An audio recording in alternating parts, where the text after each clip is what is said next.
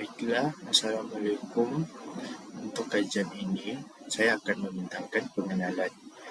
Jenayah merupakan fenomena yang berlaku secara teliti dan dapat mempengaruhi pandangan seseorang terhadap jenayah sehingga dapat menimbulkan kebimbangan dalam kalangan masyarakat.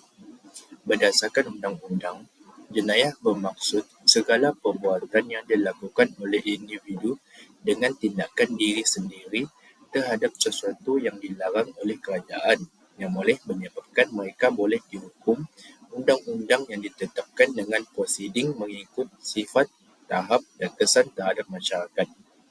Seseorang yang melakukan perbuatan yang bertentangan dengan undang-undang yang boleh ditetapkan oleh kerajaan boleh dihukum dengan peruntukan hukum tertentu kerana melanggar peraturan atau undang-undang yang telah dikuatkuasakan juga merupakan definisi jenayah dalam undang-undang. Balai Polis merupakan sebuah bangunan yang berfungsi sebagai pusat operasi untuk pegawai polis dan ahli-ahli kaki tangan yang lain. Pasukan polis membantu dalam mewujudkan situasi terkawal dan selamat. Bangunan-bangunan balai polis dibina adalah bertujuan menempatkan operasi sesebuah pasukan polis dalam melaksanakan proses melindungi kepentingan masyarakat awam yang tidak dapat disangkal. Pasukan polis bertanggungjawab membantu mengekalkan keamanan dan kesejahteraan dan keselamatan awam melalui proses penguatkuasaan undang-undang. PDRM mempunyai 17 peringkat yang dibahagikan kepada dua kategori iaitu kumpulan pegawai kanan polis. Kumpulan pegawai kanan polis bermula dari pangkat inspektor sehingga inspektor jeneral dan kumpulan pegawai rendah dan konstabel. Peningkatan masalah jenayah ini seiring dengan kepesatan suatu pembangunan sesebuah bandar. Perkembangan zaman memberikan impak yang kentara terhadap berkembangnya jenis jenayah atau kejahatan. Jenayah adalah masalah sosial yang paling serius berlaku, terutamanya di negara-negara yang membangun, dan isu jenayah menjadi perhatian dan cuba untuk ditangani di peringkat global, wilayah dan lokal.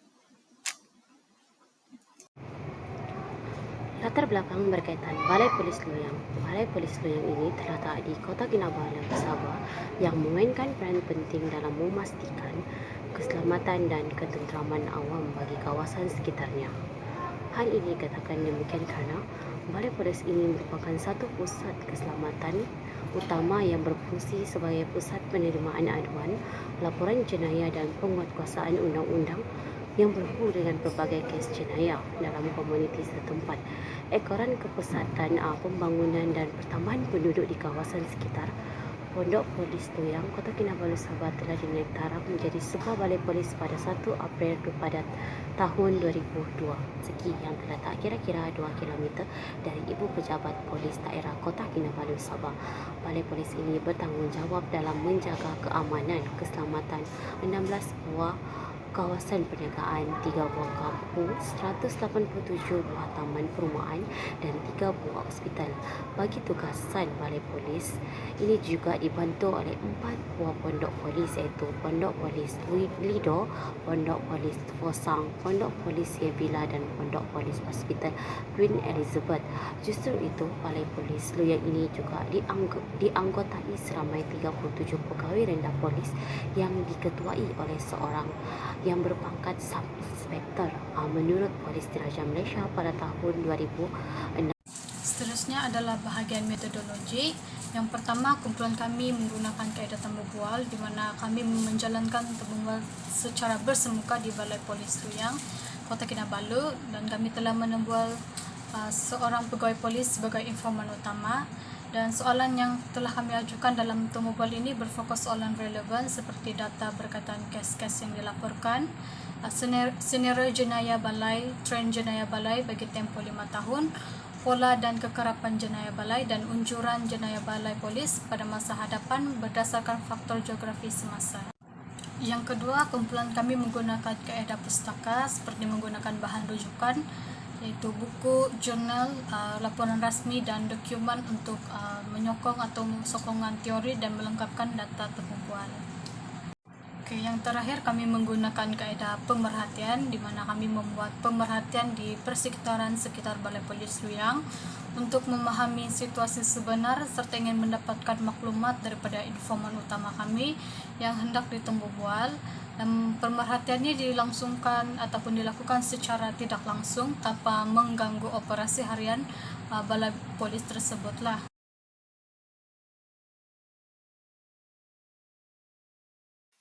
Baiklah, Assalamualaikum. Untuk yang seterusnya ialah sorotan literatur. Untuk sorotan literatur yang pertama ialah artikel Trend Jenayah Harta Benda di Malaysia, kajian di Selangor dan Kuala Lumpur oleh Norita Jubit pada tahun 2022. Artikel ini membincangkan jenayah harta benda seperti kecurian dan pecah rumah telah menjadi semakin meningkat dan memberi kesan kepada masyarakat. Ia juga telah mengkaji faktor-faktor yang mempengaruhi jenayah seperti lokasi, tahap pengawasan dan kehadiran pihak berkuasa. Artikel ini telah memberikan pandangan yang berguna kepada trend jenayah harta benda di Malaysia dan mencadangkan langkah-langkah yang boleh diambil untuk meningkatkan keselamatan awam. Seterusnya, artikel yang kami guna ialah Urban Planning and the Challenge of Neoliberal Globalization in Malaysia oleh Marzuki, Leh dan Hamdan pada tahun 2017. Artikel ini membincangkan kesan globalisasi neoliberal terhadap perancangan bandar di Malaysia. Perubahan ini telah mencetuskan sebuah fenomena dalam dasar ekonomi dan politik global yang mempengaruhi strategi perancangan bandar dan pembangunan infrastruktur di negara ini. Ia juga dalam masa yang sama telah meningkatkan ketidaksamaan sosial, pengabaian terhadap keperluan masyarakat tempatan dan tekanan untuk menarik pelabuhan asing. Dan seterusnya ialah frekuensi oleh Adam J. McKee pada tahun 2023. Artikel ini membincangkan konsep frekuensi dalam konteks penyelidikan dan analisis data. Kami dapat mengetahui bahawa frekuensi boleh diukur dalam pelbagai cara, termasuk frekuensi mutlak yang menunjukkan jumlah kejadian dan frekuensi relatif yang menunjukkan peratusan kejadian. Jika seterusnya ialah oleh Nur Farhana Abdul Malik pada tahun 2021, iaitu faktor risiko jenayah pecah rumah dan impak kepada kesejahteraan hidup masyarakat. Jenayah pecah rumah merupakan suatu jenayah harta benda yang kerap terjadi dan jenayah ini seringkali dilaporkan. Permasalahan pecah rumah yang berlaku haruslah diberikan perhatian yang serius oleh setiap lapisan masyarakat dan pihak yang berkuasa. Untuk yang terakhir ialah perlakuan jenayah harta benda di kawasan hotspot di Sabah. Satu penemuan oleh Abdul Rahman, Kanyo dan Muhammad Noor, Saleh, Jubit, Lajmin dan Sabuni pada tahun 2017. Artikel ini telah memberikan pemahaman yang lebih mendalam tentang pola dan faktor yang menyumbang kepada jenayah harta benda di kawasan yang berisiko tinggi. Faktor-faktor seperti lokasi, tahap pengawasan dan keadaan sosioekonomi merupakan faktor utama yang boleh meningkatkan lagi perlakuan jenayah yang berlaku di kawasan tersebut. Itu saja daripada saya. Sekian, terima kasih.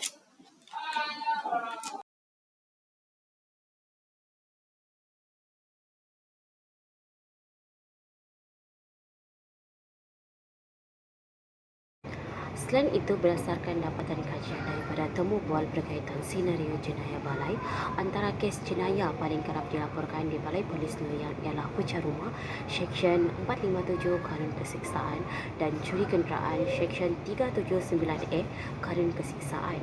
Jenayah pecah rumah merupakan kes jenayah harta benda yang sering berlaku dan menyumbang kepada kadar indeks jenayah di Malaysia.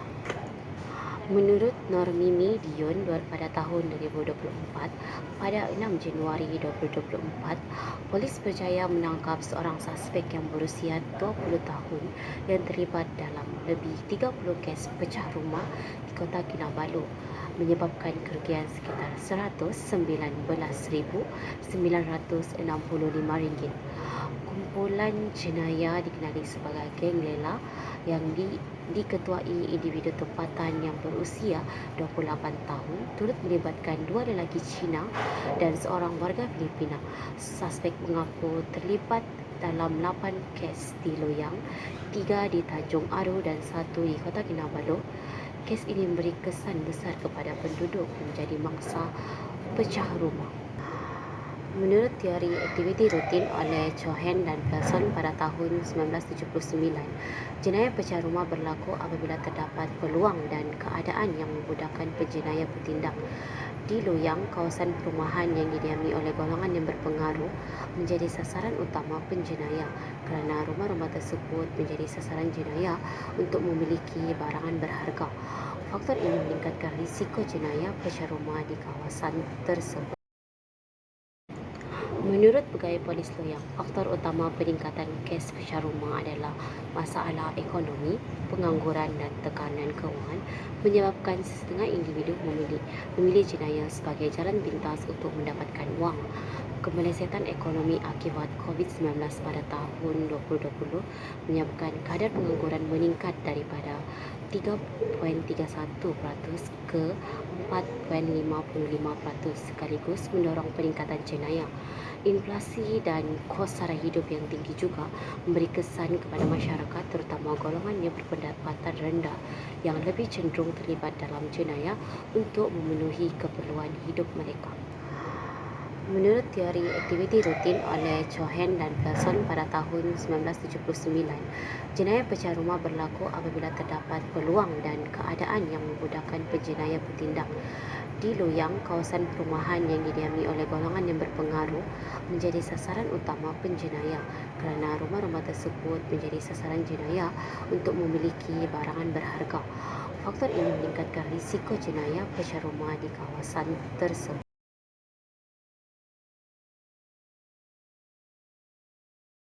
Okey, seterusnya pergi kepada tren jenayah balai bagi tempoh 5 tahun.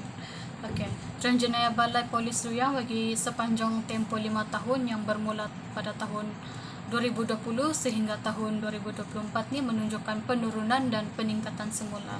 Okey, di mana pada tahun 2020 hingga tahun 2023 berlakunya penurunan bilangan kes jenayah. Namun bagi tahun 2024 pula kegiatan jenayah ni menunjukkan peningkatan paling ketara lah. Namun jenayah ini masih dalam keadaan yang terkawal. Antara jenayah yang berlaku sepanjang tempoh masa tersebut adalah jenayah pecah rumah atau pecah pejabat di bawah Seksyen 457 Kanun Keseksaan serta jenayah tipu ataupun dipanggil sebagai skema. Namun pada tahun 2025 ini pihak polis ni menjangkakan akan dapat mengurangkan indeks jenayah ini. Okay, jenayah pecah rumah adalah jenayah harta benda yang sering dilaporkan di Malaysia. Ini adalah menurut daripada Nur Fahana et al. Pada tahun 2021. Okay, menurut Kanun Keseksaan Akta 574 pada tahun 2019, pecah rumah ini berlaku apabila individu memasuki rumah dengan niat melakukan kesalahan, dan masalah ini tidak hanya menyebabkan kehilangan harta benda tetapi juga memberi kesan kepada psikologi. Kita boleh lihat di kawasan perumahan Loyang sering mengalami kes pecah rumah, dan maklumat ini adalah berdasarkan temu bual pengkaji dengan pegawai polis iaitu Sarjan Irwan di Balai Polis Loyang, dan pernyataan beliau ini boleh disokong daripada laporan Normini Dion 2024 dalam laporan Sabah Media bahawa pihak polis ini berjaya menangkap suspek yang terlibat lebih daripada 30 kes pecah rumah di sekitar Kota Kinabalu, di mana suspek ini dia mengaku terlibat dalam kes pecah rumah dan curi serta melakukan jenayah di daerah Kota Kinabalu dengan mencatatkan 8 kes di Loyang, 3 kes jenayah di Tanjung Aru dan 1 kes di Kota Kinabalu. Selain itu, dalam laporan harian Metro juga menyatakan bahawa seorang lagi suspek kes pecah rumah di Loyang telah ditahan oleh pihak polis, dan penahanan ini merupakan hasil daripada siasatan berterusan terhadap kejadian pecah rumah yang berlaku di kawasan tersebut. Okay, faktor yang mendorong pecah rumah ini berlaku, yang pertama adalah faktor ekonomi yang tidak stabil yang telah menyebabkan mereka ini kehilangan pekerjaan dan membolehkan mereka ini mengalami tekanan dari segi ekonomi ataupun kewangan. Dan ini telah mendorong individu ataupun kumpulan ini melakukan jenayah pecah rumah. Dan tambahan lagi, kawasan taman perumahan di kawasan Loyang tersebut merupakan tempat tinggal bagi golongan yang berpengaruh, yang menyebabkan lokasi tersebut atau lokasi ini menjadi kepada sasaran jenayah pecah rumah berlakulah. Seterusnya adalah jenayah tipu ataupun skema. Jenayah tipu ataupun skema ini dia merujuk kepada seseorang yang melakukan perbuatan scam atau menipu dengan tujuan menganiaya orang lain untuk kepentingan diri sendiri. Perbuatan scam ini boleh dilakukan secara dalam talian ataupun secara bersemuka. Scam ini jika tidak dibendung, kemungkinan boleh merebak sebagai satu budaya yang tidak mungkin akan terpadam sampai bila-bila.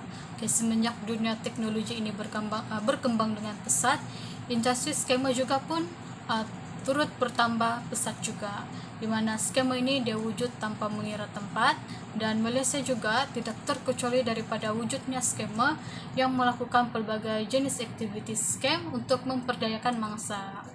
Seterusnya kita pergi kepada kejayaan Balai Polis Loyang, di mana kita boleh lihat prestasi di Balai Polis Loyang boleh dibandingkan dengan prestasi Balai Polis yang lainlah melalui jumlah laporan yang diterima dan jumlah kes yang telah dibuka. Sekiranya Balai Polis ini menerima jumlah laporan yang kurang, ini menunjukkan jumlah jenayah adalah kurang dan dalam keadaan yang aman.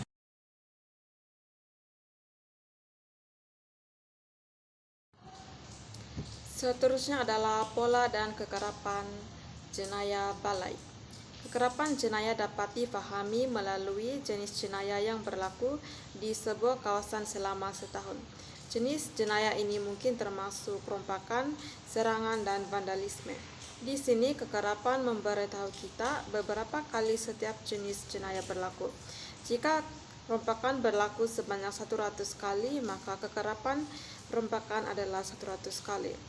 Pola jenayah balai merupakan sekumpulan dua atau lebih jenayah yang dilaporkan atau ditemui oleh polis yang unik karena memenuhi setiap syarat berikut. Mereka berkongsi sekurang-kurangnya satu persamaan dalam jenis tingkah laku pesalah dan ciri-ciri mangsa pesalah, mangsa atau sasaran, harta benda yang diambil atau lokasi kejadian. Menurut Pegawai Polis Loyang, jenayah banyak berlaku apabila waktu perayaan. Pada waktu ini, pelaku aktif melakukan jenayah. Contohnya, apabila waktu perayaan terdapat penduduk yang ingin meninggalkan rumah untuk pulang ke kampung, maka kegiatan jenayah pecah rumah giat berlaku. Namun, menurut beliau juga, untuk mengelakkan kegiatan ini terus berlaku, pihak polis akan membuat satu langkah atau kempen untuk membenarkan penduduk memaklumkan sekiranya ingin meninggalkan rumah pada waktu-waktu tertentu agar pihak polis dapat membuat pemantauan pada ketika itu. Di Malaysia, tindakan penjagaan jenayah ini sememangnya telah dilaksanakan oleh pihak polis di Raja Malaysia. Perkara ini telah termaktub di bawah fungsi pasukan polis sebagaimana yang dinyatakan dalam Akta Polis 1967 di bawah Seksyen 3(3). Sikap segelintir masyarakat yang tidak mengambil berat tentang keselamatan rumah yang ditinggalkan sepanjang musim perayaan menjadi faktor masih berlakunya jenayah pecah rumah ini. Kejadian ini memberikan peluang kepada penjenayah untuk mengambil kesempatan apabila rumah tidak dilindungi dengan baik atau dibiarkan kosong.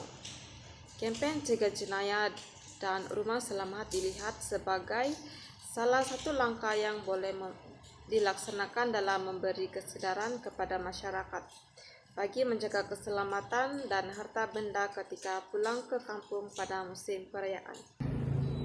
Saya Nuraini binti Sabah, nomor metrik PA 23160674 akan membentangkan subtopik yang terakhir, yaitu unjuran jenayah Balai Polis Loyang pada masa hadapan berdasarkan faktor geografi semasa. Faktor geografi dan perbandaran. Kepesatan perbandaran. Pertumbuhan bandar yang pesat seperti di Loyang sering dikaitkan dengan peningkatan kadar jenayah. Kepadatan penduduk dan ketidakseimbangan sosioekonomi menyumbang kepada peningkatan dan risiko jenayah seperti pecah rumah, rompakan, dan kehilangan kendaraan. Seterusnya adalah ciri geografi kawasan Loyang. Kedudukan kawasan Loyang yang strategik berhampiran dengan kawasan komersial seperti lintas pendamai memberi manfaat dari aspek pembangunan, tetapi turut membuka peluang untuk aktiviti-aktiviti jenayah. Laluan utama seperti jalan kolam dan jalan damai membolehkan laluan melarikan diri bagi penjenayah selepas melakukan jenayah. Kawasan sepadan yang kurang dipantau seperti bukit atau jalan belakang menyediakan ruang untuk penjenayah melakukan aktiviti-aktiviti yang tidak sah. Seterusnya adalah kesan sosioekonomi. Jurang antara golongan kaya dan miskin di kawasan bandar seperti Ruyang menimbulkan rasa tidak puas hati yang mendorong kepada perlakuan jenayah. Seterusnya adalah cabaran dan anjuran masa hadapan oleh jenayah di kawasan Ruyang. Menurut pegawai polis yang ditemu Bual, yaitu Sarjant Irwan, berpendapat bahwa kadar jenayah dijangka meningkat di kawasan Ruyang. Berdasarkan laporan dan pengalaman Balai Polis Ruyang sendiri, peningkatan jenayah dijangka berlaku seiring dengan pembangunan pesat jika tiada perancangan inklusif dilakukan. Oleh itu, pentingnya perencanaan bandar. Perancangan yang baik seperti pembangunan seimbang, penglibatan komuniti, dan penyediaan kemudahan asas yang mencukupi dapat mengurangkan risiko jenayah. Menurut kajian Marzuki et al. 2017, menyokong pentingnya pendekatan inklusif dalam pembangunan kawasan pesat. Seterusnya adalah penggunaan teknologi dalam pengawalan jenayah. Teknologi berperanan penting dalam mengawal dan mencegah jenayah. Contohnya teknologi seperti Mobile Acceptance Device (MCAD) membantu semakan rekod jenayah dan saman secara efektif. Selain itu, CCTV, drone, teknologi DNA, dan sistem GPS terus memainkan peranan penting dalam pencegahan dan siasatan jenayah. Seterusnya adalah pelaburan dalam drone. Menurut laporan berita harian 26 Julai 2021, PDRM meluluskan perolehan 16 unit drone bernilai Rm48 juta di bawah RM ke-12 dilengkapi stesen muda alih dan sistem pengesanan cuaca. Keberkesanan dan strategi pelaksanaan. Keberkesanan teknologi bergantung kepada pelaksanaan yang strategik, pelaburan berterusan, dan kawalan etika. Dengan kerjasama masyarakat dan teknologi canggih, kadar jenayah di kawasan bandar seperti Ruyang dapat dikurangkan. Secara kesimpulannya, kajian ini berjaya menyoroti situasi jenayah yang berlaku di kawasan Balai Polis Ruyang, Kota Kinabalu. Melalui kaedah yang digunakan dalam kajian ini, yaitu temu bual, pemerhatian, dan analisis pustaka, laporan ini menggambarkan tren, pola, dan faktor yang menyumbang kepada peningkatan jenayah di kawasan Ruyang. Walaupun terdapat usaha berterusan oleh pihak berkuasa dalam menangani jenayah seperti pecah rumah dan indeks jenayah lain, isu ekonomi, kepadatan penduduk, dan faktor sosioekonomi terus menjadi cabaran utama. Namun, langkah-langkah pencegahan seperti kempen cegah jenayah dan rumah selamat dilihat berkesan dalam meningkatkan kesedaran masyarakat tentang keselamatan. Kajian ini telah menyerlahkan pentingnya peranan geografi jenayah dalam memahami pola dan faktor yang menyumbang kepada jenayah, serta keperluan kerjasama masyarakat untuk membantu mengekang kegiatan jenayah demi memastikan keamanan komuniti dan negara.